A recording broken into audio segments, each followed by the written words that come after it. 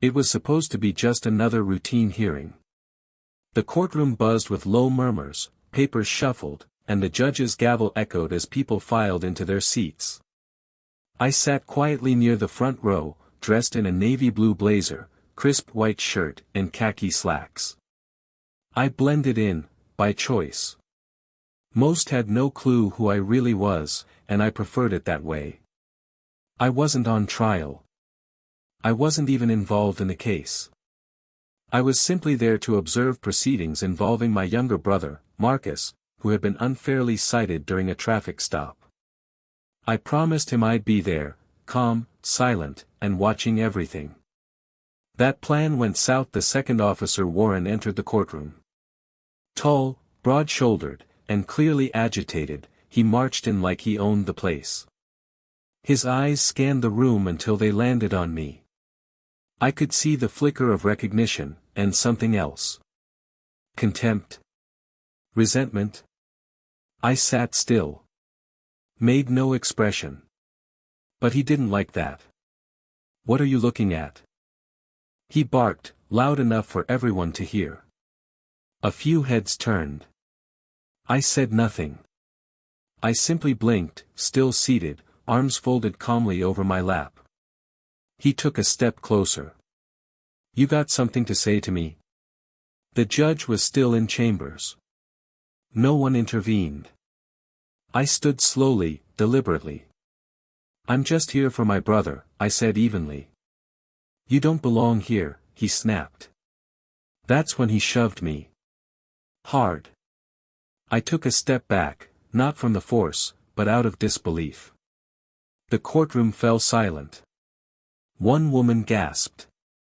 A few officers in the corner froze, unsure whether to step in. That's when everything changed. I reached slowly into my inside blazer pocket, and pulled out my military ID. The badge caught the light. Everyone saw the words, United States Navy SEAL.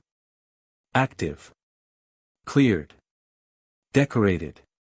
And now, everyone waited to see what would happen next.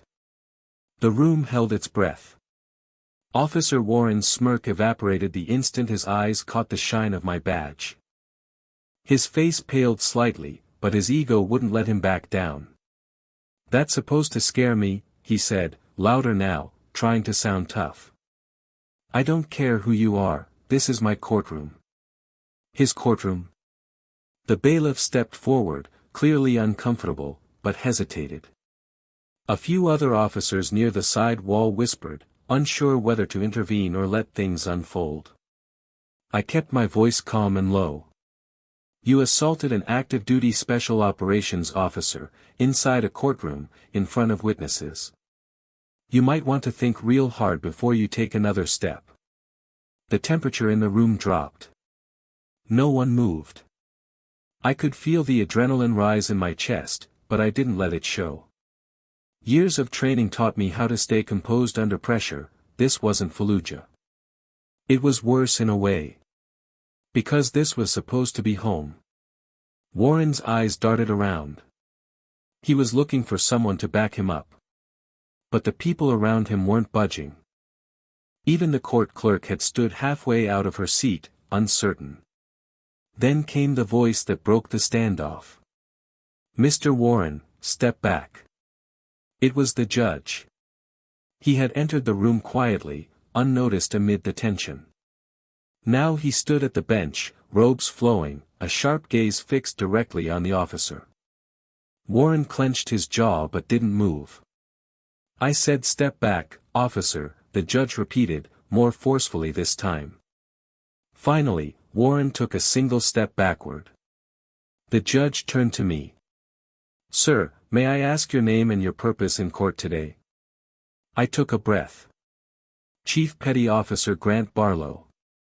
I'm here as a silent witness for my brother Marcus Barlow, who's being tried for resisting an arrest that never should have happened." The judge raised his eyebrows slightly. "Your Navy?"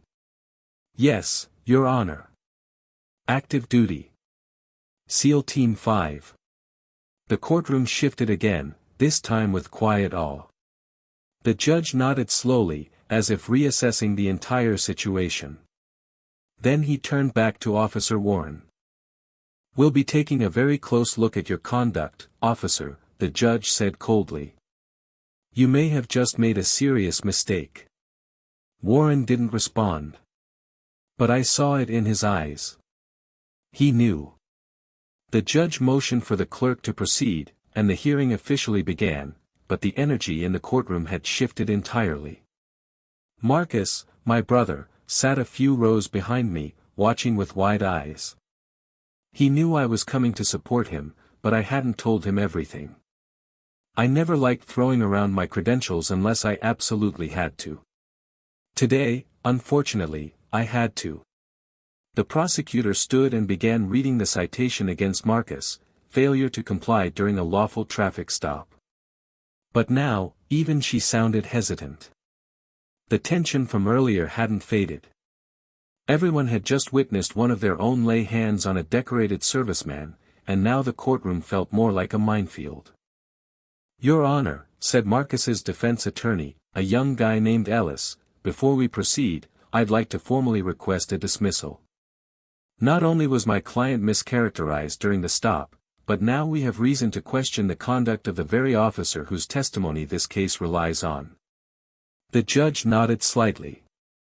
"Understood." He glanced down at the file, then up at Officer Warren. "Officer, please approach the bench." Warren walked stiffly forward, his posture no longer defiant, more like cautious. The judge didn't raise his voice. He didn't need to. "You put your hands on a courtroom guest," he said, just loud enough for the attorneys and nearby observers to hear. "That guest happens to be a Navy SEAL. A highly decorated one, I might add. Explain yourself." Warren's mouth opened, but no words came. The judge leaned in. "Let me be clear. You're not going to bluff your way out of this. You laid hands on a federal asset. That's not only inappropriate, it's illegal." Warren looked like he wanted to vanish. Suddenly, the courtroom doors opened again. Two men in suits walked in. They weren't part of the court staff. They were federal investigators. And they walked straight toward the bench. The older one nodded to the judge, then turned to me. "Chief Barlow," he said calmly, flashing his badge. "We heard what happened. If you're willing, we'd like to take your statement once the hearing is over." I nodded. "Absolutely." The judge looked down at Warren again. "You'll remain after court for questioning. Do not leave." Warren didn't reply. He didn't have to. Because now he wasn't just under scrutiny. He was under investigation. Officer Warren slowly backed away from the bench and returned to his seat, but the swagger was gone. His shoulders slumped slightly. He avoided eye contact with everyone. The judge adjusted his glasses and looked back at the courtroom. "As for the matter at hand," he said, returning to Marcus's case, "given what's just occurred, I find it necessary to reevaluate this entire situation." Ellis, Marcus's attorney, seized the moment. "Your Honor, with respect, the officer who issued the citation is now under review for misconduct. This taints the legitimacy of the initial stop. We request that the citation be dropped in its entirety." The prosecutor, clearly rattled, glanced at her notes. Then she sighed. "No objection, Your Honor." The gavel came down. Case dismissed. A quiet cheer broke out in the gallery, muted, respectful, but real. Marcus looked stunned. He turned to me with a small smile, shaking his head like he couldn't believe what had just happened. But we weren't done. As the crowd began filing out of the courtroom, the two federal agents approached me again. "We've already flagged the courthouse security footage," the older one said. "Everything that happened, including the shove, was captured." "I figured," I replied calmly. The younger agent added, "We also pulled Officer Warren's internal affairs history. This isn't the first time he's overstepped." But now we've got something we can't ignore. Across the room, Warren sat motionless. He could hear everything. And he knew his time on the force might be ending. As I turned to leave with Marcus, the judge called out again. "Chief Barlow." I stopped and looked back. The judge stepped down from the bench and walked toward me. "On behalf of this court, and frankly, this country, thank you for your service. And for the restraint you showed today. You didn't have to handle it the way you did." I offered a respectful nod. I didn't want to escalate. But I wasn't going to let it slide, either. His face grew serious. "You didn't. And now, maybe something will finally change." We left the courtroom side by side, two brothers, one free of charges, the other quietly carrying the weight of more than just a badge. Outside the courthouse, the sun was already dipping low, casting long shadows across the marble steps. Reporters had started to gather, word had spread fast. But I wasn't there to give interviews. Marcus walked beside me, quiet at first, then he finally spoke. "I didn't know you still carried the badge," he said. I gave a short nod.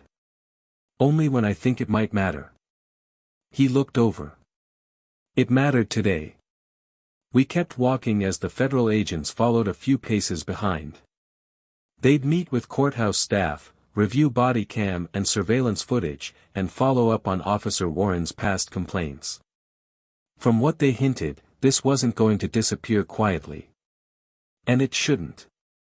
Before we reached the street, I turned back once and looked at the courthouse doors. That place had seen a lot of silence over the years, people afraid to speak up, afraid to challenge authority. But not today. Today, the script flipped.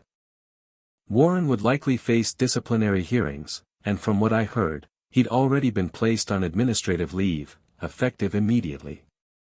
An internal investigation was underway, but federal oversight meant it wouldn't be swept under the rug this time.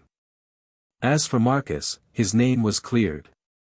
He walked away not only exonerated, but with a new understanding of the power of presence. And me? I'd go back to base in a few days. Quietly. Without ceremony. That's the part most people don't understand. We don't fight for medals. We don't fight for recognition. We fight to protect people, even if the battlefield looks like a courtroom instead of a war zone. And sometimes, the most powerful thing you can do is stand up. Silently.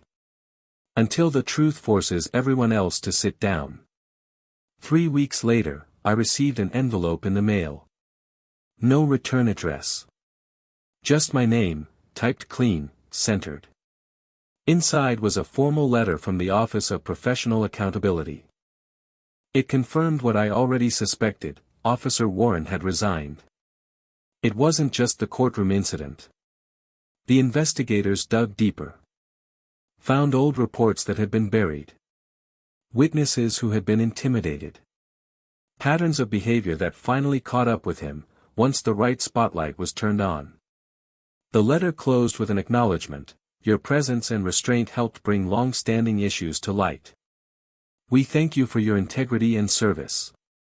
I folded the letter and placed it in a drawer, not out of pride, but out of principle. A few days after that, Marcus sent me a photo. It was the two of us on the courthouse steps, taken by someone in the crowd. I hadn't even noticed at the time. In the picture, I'm standing straight, badge in one hand. Marcus beside me, smiling with disbelief. He added a caption: "Not all heroes wear robes. Some show up quietly, then leave louder than anyone else in the room." I don't know what comes next for Officer Warren. But I know what comes next for us. We keep showing up.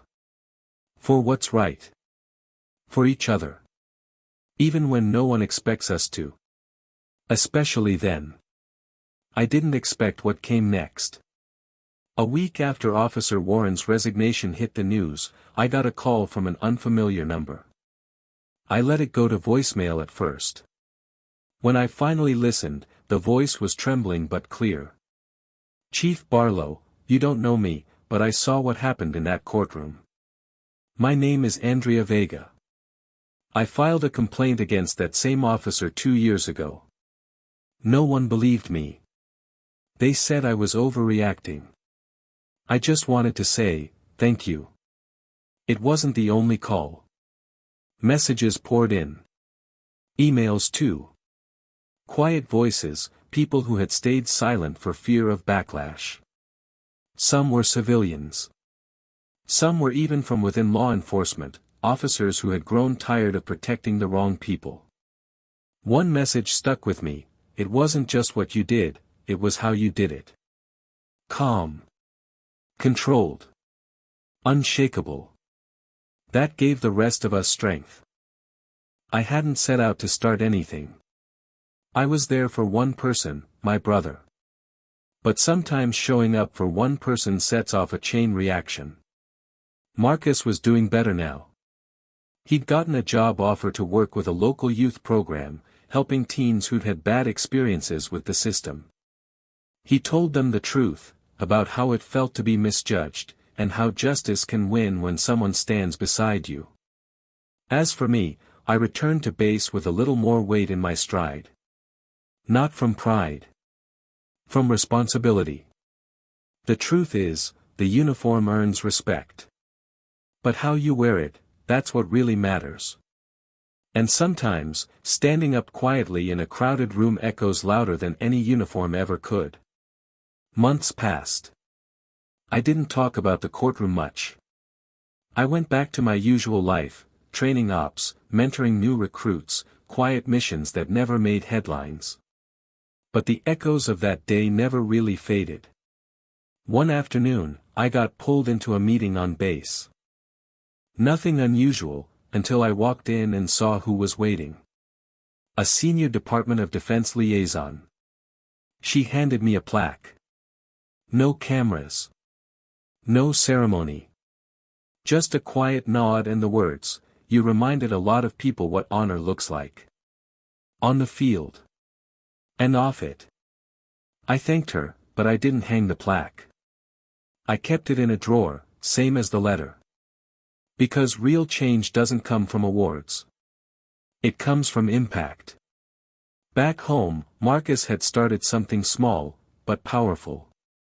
A community workshop that taught local youth how to handle tense encounters, know their rights, and even practice de-escalation skills. He called it, "Stand Still, Stand Strong." He invited me to speak once. I said no. But I showed up anyway, quietly, in the back. Just to watch. Just to see him lead. That's when I realized, it wasn't about me anymore. What happened in that courtroom? It wasn't the end of a story. It was the start of something better.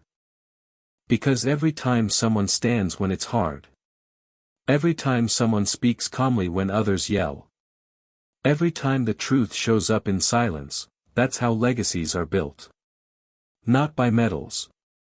Not by noise. But by actions that ripple long after the gavel falls. It was a rainy Thursday when I saw him again. I was just getting off duty, headed toward the base gate, when the guard stopped me. "Chief Barlow, someone's here asking for you." Civilian. That usually meant press, or trouble. I walked to the small visitor center, where a man in a soaked hoodie stood, shifting nervously on his feet. I almost didn't recognize him at first. Officer Warren. Except now, he looked different. Smaller somehow. No badge. No uniform. No bravado. He looked up and met my eyes. I didn't know where else to go. I didn't say anything. Just waited. He took a shaky breath. "I've been going to counseling. Mandatory at first. Now, voluntary." That day, in the courtroom, it broke something open. I stayed silent. "I lost everything I thought gave me power," he said. "And for a while, I hated you for it. But I've come to realize, you didn't break me. You showed me I was already broken. Still, I said nothing. I'm not here for forgiveness, he added quickly. I know I don't deserve that. I just wanted you to know. I'm trying to change. And part of that is facing what I did. The rain tapped harder against the windows. I looked at him for a long time. Finally spoke. Good. Then start by never letting it happen again. Not to anyone. He nodded. That was all. No handshake. No closure speech. He turned and left. But as I watched him walk away, I understood something important. Even the hardest stone can crack if struck right, and sometimes, growth seeps through those cracks. I wasn't looking for redemption from him. But if that day in court had lit a spark in even one person, then maybe, just maybe, it was all worth it.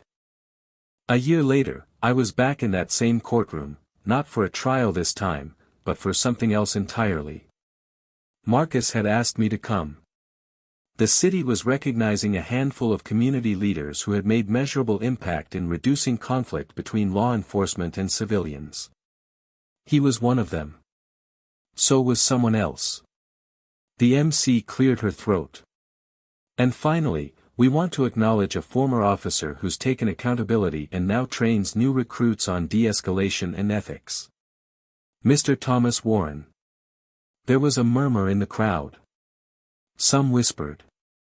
Others stayed still. Warren stood from the back of the room. No uniform. Just a clean shirt and steady eyes. He didn't wave. Didn't smile. He walked forward quietly, accepted the certificate, and walked back. I watched from the gallery. Didn't clap. But I didn't walk out either. After the ceremony, Marcus found me outside. You okay? He asked. Yeah, I said. Just, thinking how strange life is. We stood for a moment under the courthouse awning, watching the sun dip behind the skyline. You think people really change? He asked. I looked at him. They don't always, I replied. But sometimes, they do. When enough truth finds them. He nodded. You were that truth for him. For me, too. I didn't respond. I just gave him a short smile. Then we walked away, side by side, for the second time. No headlines. No cameras. No badges on display. Just two brothers who stood up, one in court, one in the community, and watched the ripple become something real. Not a story about power. But about presence. And how showing up changes everything. 3 months later, I received a letter, handwritten, formal but personal. It was from a newly appointed police academy director in another state. Chief Barlow, I've recently integrated your courtroom testimony and the events surrounding it into our ethics training module. The cadets watch, they discuss, and they ask questions. But the one thing they keep circling back to, is your silence. You didn't shout. You didn't retaliate. You didn't posture. You stood. And somehow, that shook the room more than anything else. Thank you. For giving us something real to teach.